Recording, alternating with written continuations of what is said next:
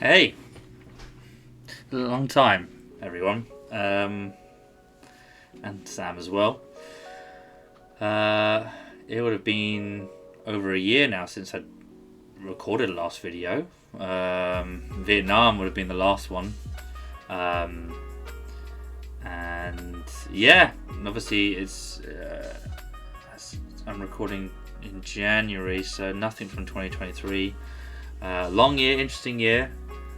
For many reasons, but yeah, I thought it would be good to do a video again. It's just been a while, and generally been well, but I think why I kind of put off the video for a while was mainly down to Dad. I think mainly because I knew I wanted to record a video, and I will record a video about Dad. But I don't want to do it I wanted to do one video before the next video, which would probably be on Dad. So that's maybe why I put it off for a while, recording a video about on this on this channel, just on doing a video for myself, even just because I felt like as soon as I do that, then I know I'm going to have to record a video about Dad. I don't have to, but I just wanted to. But I guess subconsciously I was just putting that off. That's not what this video is going to be about today. It's going to be about balance. And I think the next video will be about Dad. But I want to talk about balance today. It's just been something I've been thinking about recently a bit more. I think I've always been a massive proponent of it and why it's so important.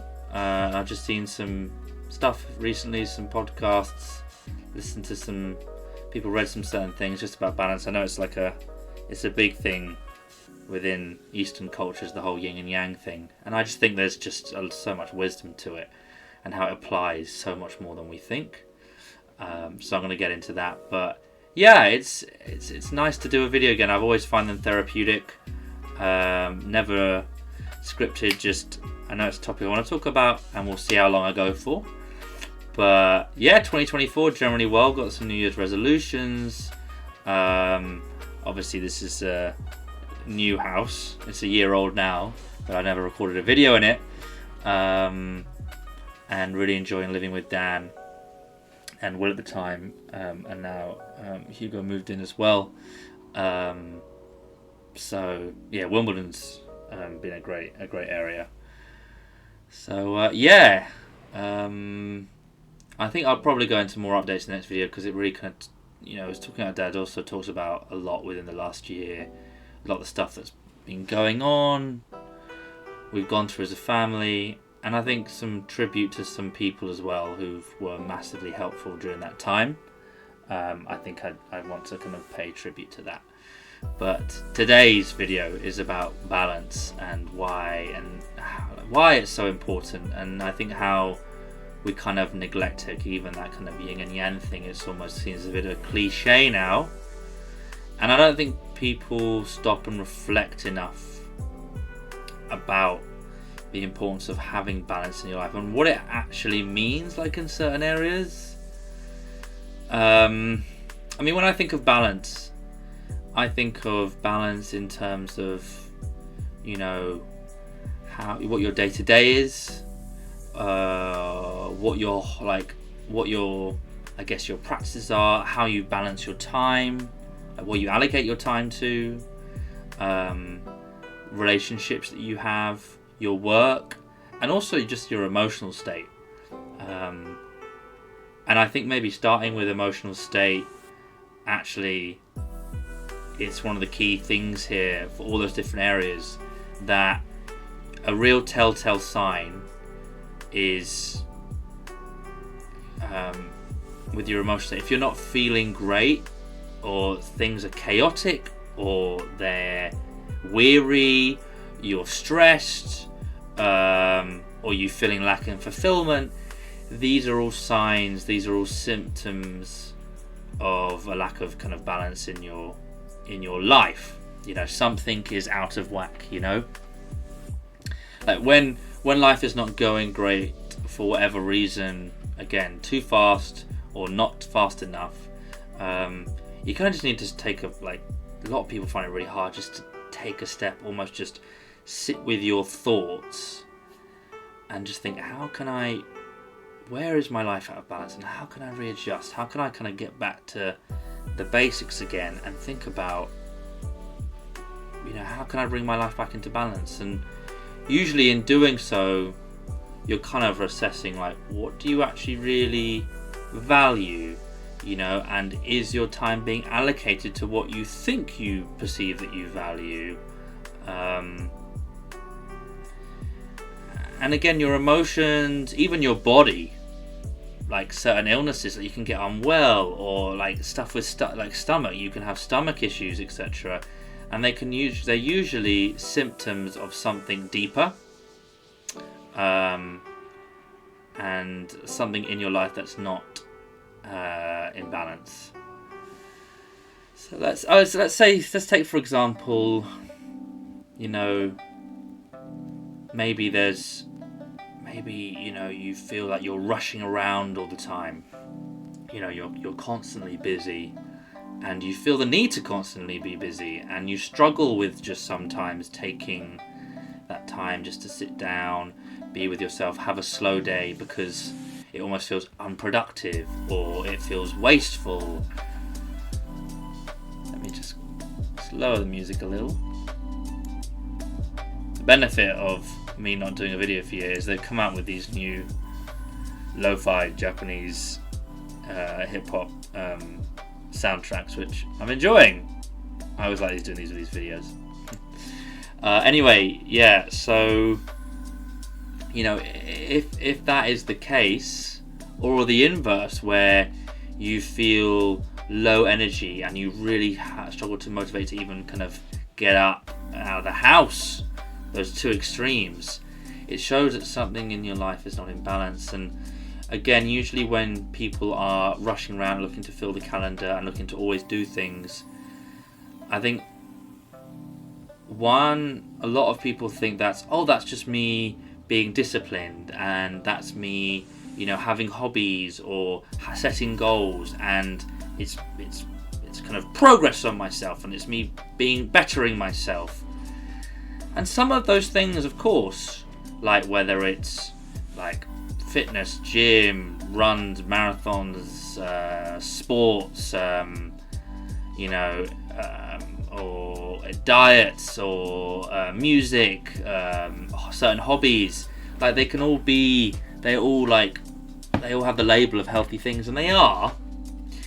It's whether they're healthy or not is not the things themselves, but it's why you're doing it. And sometimes why we do these things are not very evident for us. Almost subconsciously, we're doing it for a different reason. We tell ourselves why we're doing it, to be healthier, blah blah blah. But actually, sometimes subconsciously, there might be another motivation of why we're doing it. And I guess people, especially people who are very, very busy, etc., you do see on a regular occurrence, and I know many people who do those things not just for the healthy side, but subconsciously it's because they're kind of running away from something. Maybe there's something within their emotional state. Maybe they might not be the most in touch with their emotions, or stuff that is in their life that's troubling them. They're kind of using those healthy habits less so for their full benefit, but more so as a distraction, or as a way to kind of numb those thoughts, or not deal with that issue, or not address the deeper questions. And you can tell that by if you do take a day to sit down, or you do maybe have a little lie and it makes you feel very uncomfortable, then usually that is the sign that there is something deeper going on there, something that you're not addressing. Maybe a lack of fulfillment, maybe a lack of some uncertainty, maybe emotional conflict with a certain part of your life. And it just shows that there's just something a bit out of balance there, where you're spending so much time with kind of the surface level stuff, or all of your outward things, and not enough with your internal, and so therefore you're really out of whack. And you kind of need to balance that back. you know, and that will make life a lot easier. You'll feel less exhausted, because trust me, with that running thing, eventually with all running and running away from it, you do get burnout, and it does catch up with you, you know. So to bring it back into balance again, it's good to have those healthy habits, but they remain healthy when they're done for the right reason. If they're done for the wrong reason, then they are a distraction rather than a pure healthy thing. And spending some time with yourself again, even if it's like some low-key meditation. And when people say meditation, I think they kind of get the wrong idea of thinking, oh, I need to sit there with, you know, like in like a pose, in complete silence, 10 minutes without moving, etc. Like some low-key meditation could be you just like lying on your bed, sitting on your bed for 5 minutes. You could even put some music on and just being with your thoughts and just kind of asking yourself maybe some questions like, how are things going recently? You know, like, what am I valuing most recently? Is that in line with what I actually believe I value? How do I find my job? You know, how am I finding my relationships recently? You know, like just those subtle things, and that alone, and also gratitude as well, like showing some gratitude. What am I happy for recently? Like just slowing that down. Maybe even stuff just focusing on your breathing, which is some meditation I've been practicing a bit recently. Just taking a couple of minutes, usually on a Sunday, just to sit there and just to focus on breathing. Because when life is chaotic, sometimes it's good just to get back to the fundamentals again. And the real fundamentals with life, well, breathing is one of the starting points, right? And it helps clear your mind, like, massively. So yeah, getting back to the kind of like the, if you're trying to live life at like such a tempo, a lot of the time it is, you know, you're not comfortable with your emotional state. And so yeah, I think it is about slowing things down, having time for yourself, asking yourself those questions, because again, like, what you might value.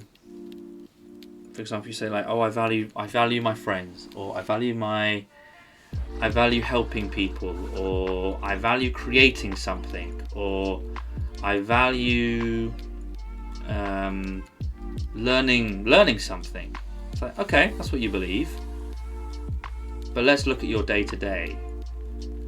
Your day to day, you're spending a lot of time with work, extra. You're doing work socials. You know, you're spending a lot of time, you know, with exercise and stuff. You know, you might be spending a lot of time on an addictive hobby. Yeah, you might be spending a lot of time doing something that's actually not aligning to what you deem that you value. You know, because what you really value is the time you allocate to it. And it doesn't have to be completely proportional. And assess that. Sometimes people don't have answers to those questions of actually, what do I really value? It doesn't feel that concrete. You kind of feel like you don't know. And that's okay, you know. But I think you need to allocate time for yourself to actually discover that a bit more. And that comes with self-awareness as well. You know, like, sometimes we're not very aware of when we are happiest. We can feel it in the moment. Like, for example, you go and spend a time with a friend and you come home and you're like, oh, that made me feel so good. I felt so happy with that. And yet, we then might not see them for another like 6 months. Or we go to the cinema, or, you know, we went on that country walk, or we went to dance classes, you know. You're like, oh, that made me really happy. But we kind of forget actually how happy that makes us, and then we kind of get back into the rat race again of our routines.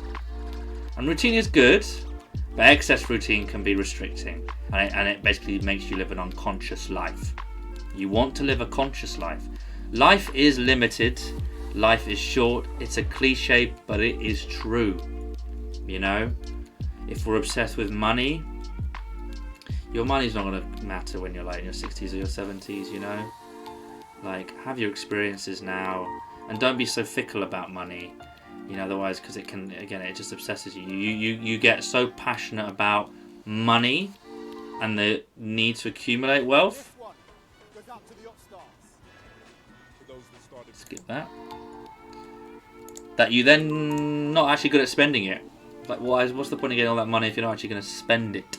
Obviously within reason, but there are those people who get into their 40s to 50s, they're on the rat race of getting money, and then they get to that point in their life, and then they don't know how to spend it. And then they live the rest of their life with a very healthy bank balance, but then their life consists of just a lot of work, not much taking advantage of that, not much joy, not much of a conscious being. You're just kind of on autopilot. So yeah, that's important. And likewise, if you're someone who's been on the sofa a lot and not really getting out much, and you're finding energy very, very low, there again, that might be an emotional state thing, and something might be out of whack. You might not have something that's motivating you enough, or giving you a level of fulfillment enough to motivate you to actually get out of the house and do things, and go into the real world and explore the real world and have experience, because through experience, that's how we truly grow.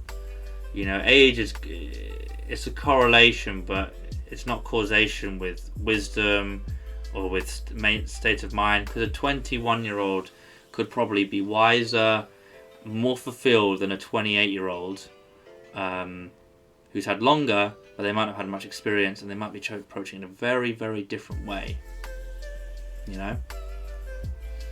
And then we talk about like balance within relationships. I think we all have kind of contrary views on this. We all have different views on how much time we spend with partners, spend with friends, spend with family, etc. And there's not like a set rule for how much time you should spend, but they're kind of a holy trinity of friends, family, and your partner, And we have prioritizations. People can prioritize them, in different ways. But all three are necessary. I think partner is easy for us because we love them, and intrinsically that's kind of quite easy to want to spend a decent amount of time with them, more than other people. Obviously family as well, the tie of blood. And friends, it differs with people, but the thing with friends, and I think of all the people who know me and have seen previous videos of my importance I place on friends, is humans, whether we like it or not, biologically rooted into us, we are social beings, and our mental health is very conditional on our connections in our life, our community. The research is very clear on that. Like one of the biggest predictor of your health and length of life is not so much your fitness, your diet, your life routine, but actually connections that you have is one of the biggest contributors towards health, physically, and most important, mentally. Research is very clear on that. It's not wishy-washy. So yeah, but they're of course they're all three important, and you can allocate proportionally. But what I would say though is they all three are important, so you need to allocate to all three. And why they're a trinity is they're not separate. If you are healthy with one, then you're more likely to be healthy with two others. I'd say, for example, if you have an unhealthy family relationship, usually that has an impact on your relationships with your partner in the future. And it also might make it harder as well for you to have connections with friends. If you grew up with trust issues with your family, if your experience with interacting with people, having deep connections with them is one of like intensity and toxicity, then you might not have the most deep connections with friends, because you feel like deeper connection causes trouble, right? Could be same with a partner as well. Friends is less fundamental because it's not like family's there from the beginning. Partners, the emotion is very deep. Friends is less on the kind of, guess, chemical side, but more on like a choice. You choose to have a connection with that person because of who they are, not because of a tie of blood or a tie of heart and romance and infatuation, you know. But as said, like, you know, if the family is a big issue, then it can affect your partnerships and your friendships in the future.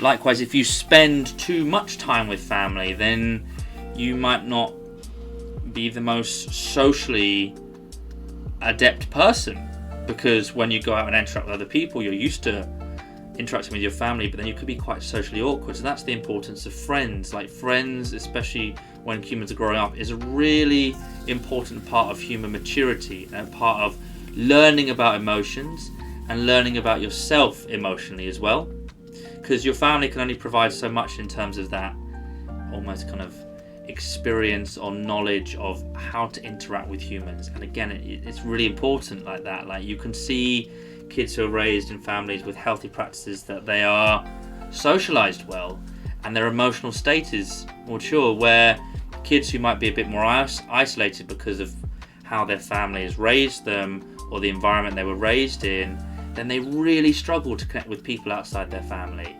and they might have bad connections with their family initially, and then they struggle emotionally, and it affects everything. It can affect how well you can do in your career. It can affect the relationships that you can have, even romantic, and it just creates a bad emotional state for you in general. And then stuff like fulfillment, etc., and happiness are really hard to achieve, you know.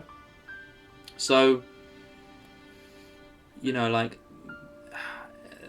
friendships are a massive part of our maturity. Usually you can assess what a person is kind of like by the friends they have around them. Like, you may not know that person, but if you see their friendship group and you assess them, you could probably tell what that kind of person is like, you know. Parents are important with upbringing, but like, you do spend a lot of day to day at school, you know, in your childhood, and that does really shape your psychology as well. And with your partner, of course, like, I don't think I need to emphasize the importance of partners, but you know, there are some, you know, for example, I know from Peter, I'm sure he won't mind mentioning, who would imagine that you could, if it was just you living with your partner and you were the only two on the earth, then you could live the healthiest life. You know, the others are not as sequential. I mean, maybe family you'd need as well, but friends, like, you could probably do without, and still be able to live like the most fulfilling, happiest life, etc. Though I think even that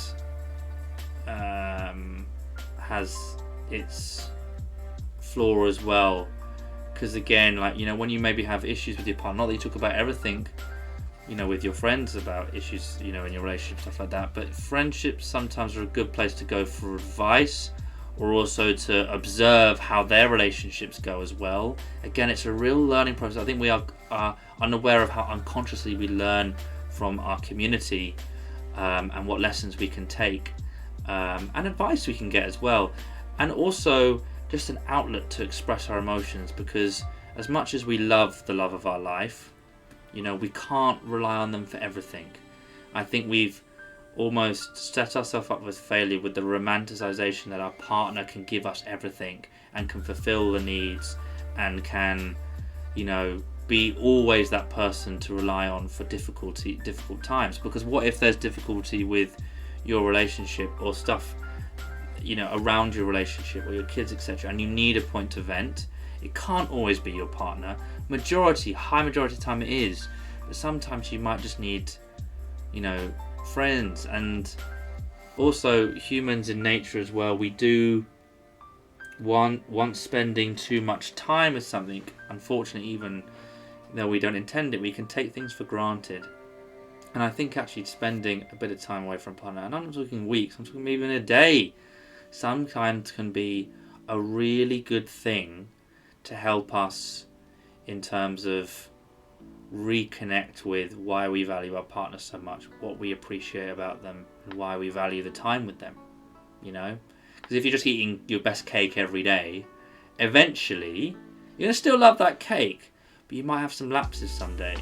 So sometimes taking a break from that cake for a day might be good for the cake and good for you, because the cake's going to then get the love and realization of how important they are, and you're also going to have that time away for that little perspective as well, you know? So I think balance, again, doesn't have to be like, you know, 33% across the board with all of them, clearly not, but making sure we're conscious that they're a trinity and having some proportional balance between them basically makes all 3 points the healthiest it can be, you know?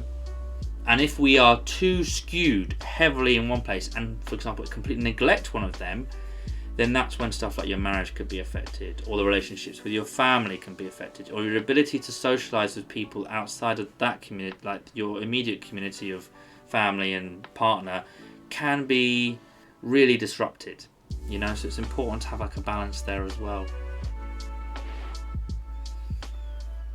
So yeah,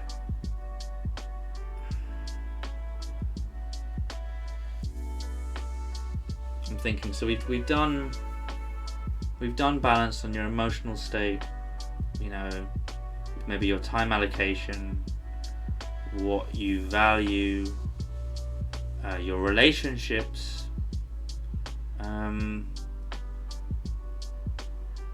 yeah, I think they're the important things.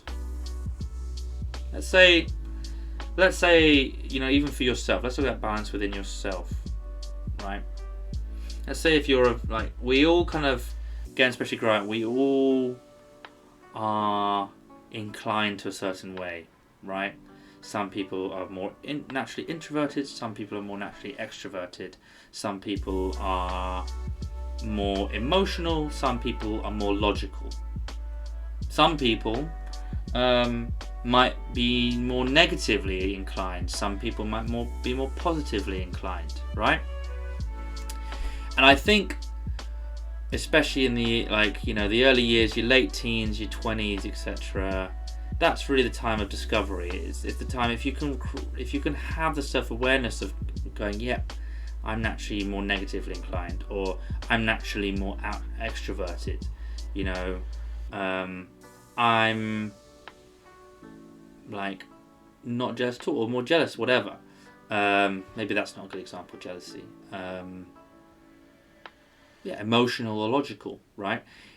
That's a first step. And if you know this, I hope at, you know, your guys' age now, there's probably a couple of things within you realize that, yeah, I'm aware of this, I do this, I know I'm more of this than other people.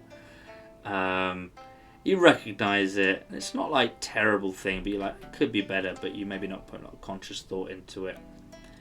But that's the second level. You know, you have the emotional awareness to realize those things about you. And where you can really progress in terms of learning about yourself more, in terms of empowering yourself more, in terms of having a better relationship with yourself, and creating a better emotional state for yourself, you know, those are the areas. And before going into those areas, we think, well, why is it important? Why is it important? Why is it important to have emotional balance? Well, one, if you have emotional balance, you can, the greatest things in your life, because you're self-aware of it, and you're less controlled by your emotions, but you're working in sync with them, you're working in tandem with them. You accept your emotions as they are, you don't beat yourself up about it, and we've talked about emotions in previous videos. It's a lot more harmonious, and it doesn't control you as much. Therefore, you're living more of a conscious life. Rather than reactive, it's proactive. You're working with yourself, and it's so empowering, because then you're more likely to get out like what you want, do what you want, have the relationships you want, have the fulfillment that you want.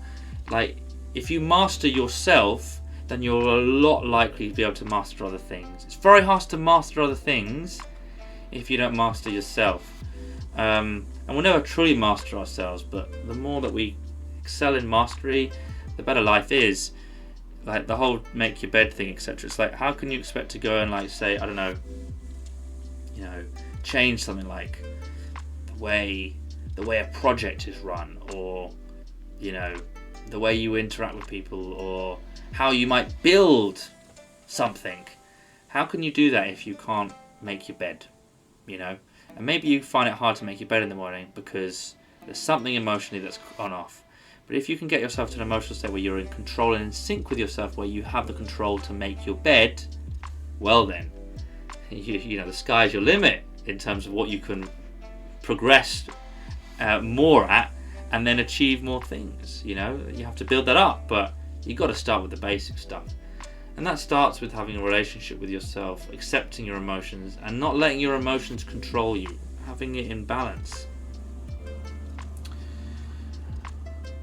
Two as well, like again, not only does it allow you to really appreciate and take advantage of the highs of life, then it also helps lessen the blow of the lows of life. You know, because life is going to throw at us stuff that is not nice, it's horrible, it's painful, etc.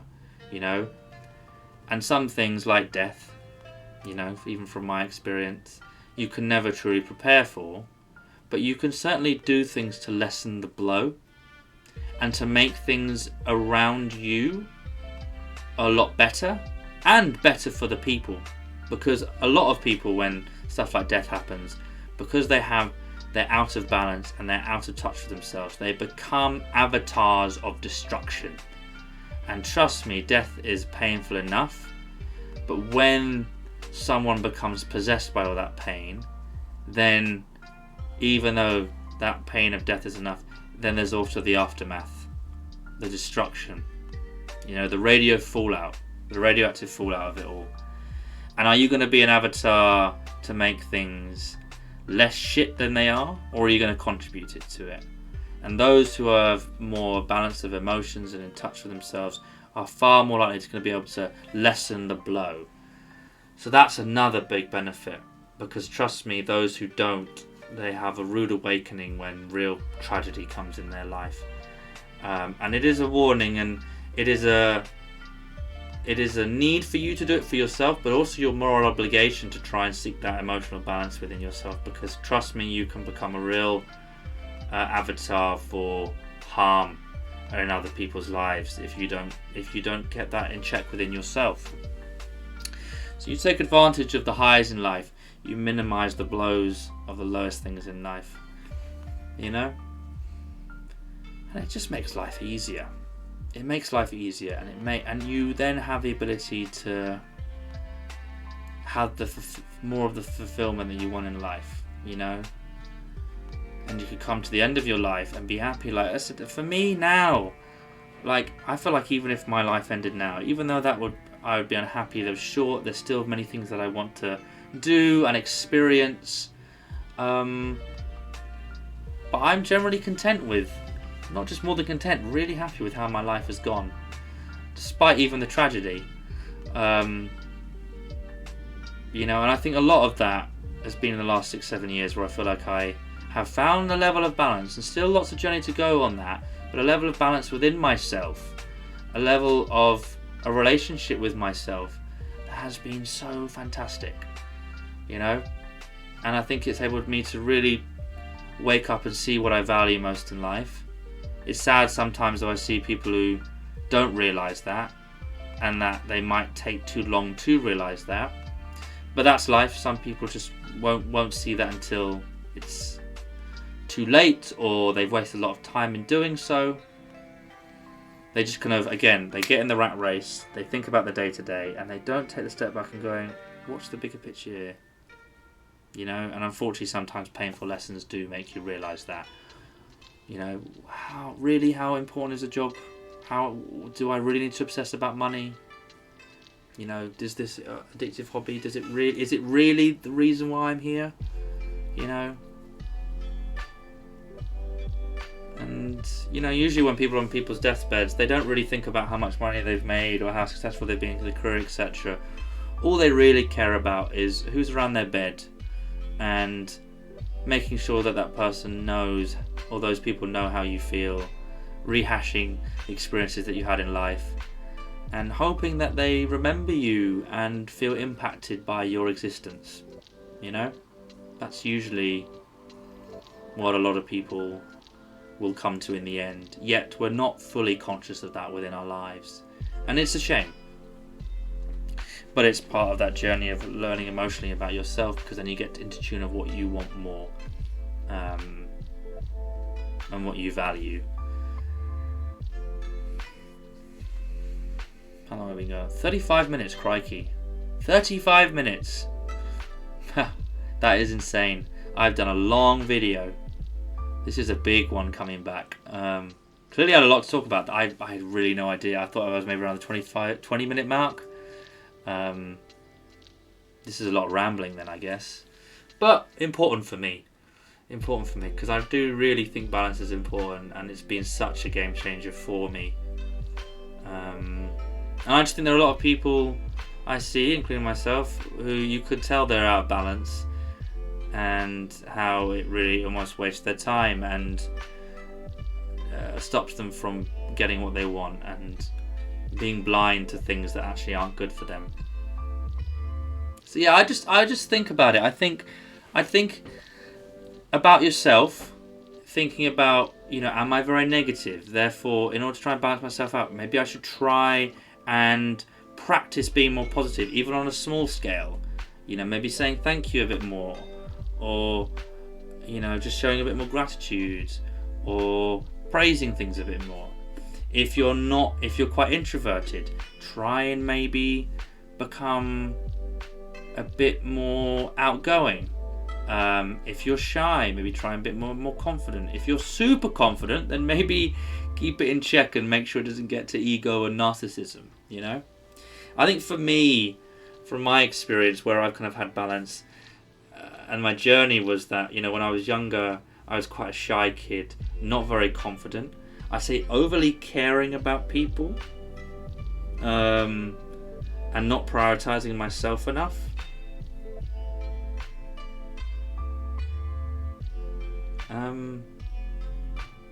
And not very good at, I think, quite pessimistic as well in times.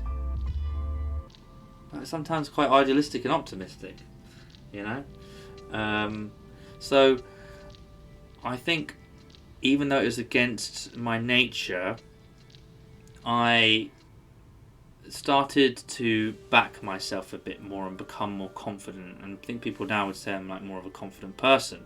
I do identify with being confident, and having self-belief. I'd say as well, like, I think I've become a bit more, like, I was maybe like very optimistic, idealistic about a lot of stuff. I'm going to become more, I've become a bit more balanced, in the sense, in the centre of a bit more realism, and that's added a dose of negativity. People call negativity or like pessimism, but with realism as well. Like, I can be negative and pessimistic about some things as well, but I generally balance out in the middle, I'd say. Maybe slightly still on the optimistic side. On the social thing, I think I wanted to please everyone and be friends with everyone. That was where I was cued to, compared to people who wouldn't give a crap. Now I'm kind of gone more into the middle, where I'm like, I actually care about a finite number of really important people to me, and other people I don't really care about as much. Someone might become more important to me, but until they show that, I'm not going to pour myself into them, which I used to. And that's me balancing myself out a bit more, putting others above myself as well. I was very far out on there. Now I put myself forward more as well. Still, sometimes with the most important people, I'll put them above, and I think that's important sometimes, because otherwise then you're just selfish. That's another thing. If you're really selfish, then you might need to practice more empathy and more giving to others, and maybe sacrificing little bits of things like some time or some energy to other people, and then it will balance you out a bit more, because there's issues with being too selfish or too selfless, because selfless can diminish yourself. Selfish, you live in a world that you can't really connect with people, and you're blind to a lot of things as well. So I would just say, just think about part of yourselves that you're more on one side of the spectrum, and think about how you can practice the other side of it and balance it out, because then that's wisdom. You get more in touch with yourself, and once it's more in balance, your emotional state is so much calmer and you're in so much more control rather than being subjected to the forces of your mind. Really important.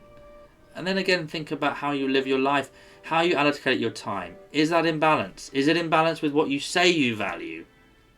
And as well, your relationships. Think about how you're in balance with your relationships as well.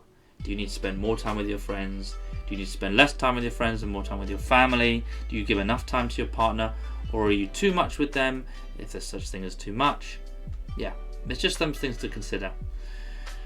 At the 41-minute mark, and I'm going to end it here. This was clearly good for me. I really enjoyed it.